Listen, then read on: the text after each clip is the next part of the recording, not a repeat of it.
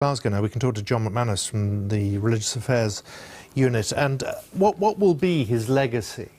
Well, it's a pretty wide-ranging legacy, Simon. Cardinal Cormac Murphy O'Connor was Cardinal for between 2001 and 2009, based in central London. He was originally born in Reading in Berkshire, but his family came from a very small village in East Cork. And I think one of the things that many people always said about him and understood about him was that he was quite a humble person. Despite the lofty heights he'd been elevated to in the Catholic Church, he never forgot where his family came from.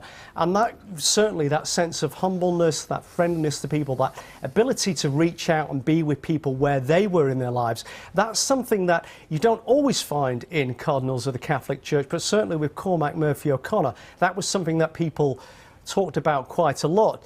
We do know, of course, that he'd been ill for the past 2 weeks. About a fortnight ago, the current Cardinal Archbishop of Westminster, Vincent Nichols, issued a statement from Westminster Cathedral. He was asking people to pray for Cormac Murphy O'Connor. He said at the time that his health had taken a significant turn, which was code for really the end was coming soon. It wasn't very far away. And certainly there are a lot of people who have held Cormac Murphy O'Connor quite closely in their hearts. They liked him, they respected him for what he did for the church.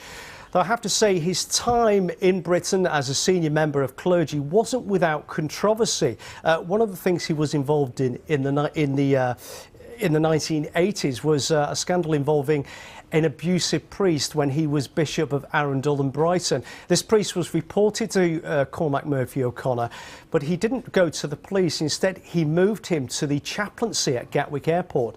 The name of the priest was Michael Hill, and he subsequently went on to abuse more children, was eventually arrested and sent to prison. And speaking after that particular time, Cormac Murphy O'Connor said he was ashamed about what he'd done. He realised it was the wrong thing to do, but it would haunt him forever.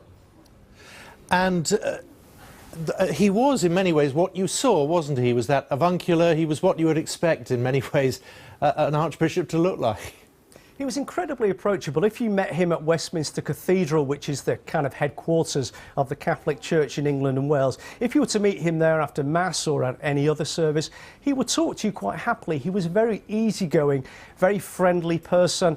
I met him at the BBC a couple of years ago and was chatting to him while he was waiting to go on air. He was a very friendly, outgoing, quite funny person who had a bit of that Irish humour about him, which he got from his family.